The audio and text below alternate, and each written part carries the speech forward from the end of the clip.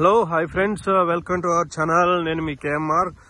So friends, ఇవాళ అయితే మీకు ఒక ఎకరా పొలం అయితే చూపిద్దామని వచ్చేసాను. ఇప్పుడు మనం బెంగళూరు హైవే మీద నుంచి జస్ట్ ఒక 3.5 కిలోమీటర్స్ అయితే లోపలికి వచ్చాము.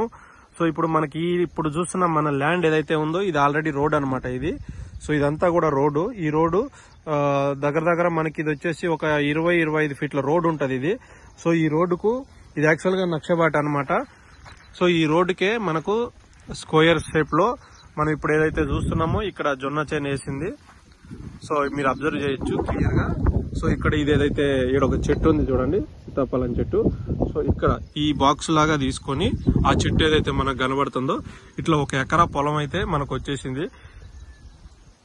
ఇది కరెక్ట్ గా మనకు జడ్చర్ల న్యూ బస్ స్టాండ్ కి వచ్చేసి మనకు 7 నుంచి 8 కిలోమీటర్లు ఉంటుంది. బెంగళూరు హైవేకి అయితే ఒక 3-4 కిలోమీటర్లు ఉంటుంది. తర్వాత వచ్చేసి మనకు ఇక్కడి నుంచి దివిటిపల్లి ఐటీసెజ్ గానీ అమర్ రాజా కంపెనీ గానీ మనకి ఇక్కడ నుంచి ఒక 5 కిలోమీటర్లు అట్లా ఉంటది అనమాట. ఇక్కడ నుంచి మనకు ఎయిర్పోర్ట్ కి అయితే 1 గంటలో అయితే వెళ్ళిపోవచ్చు.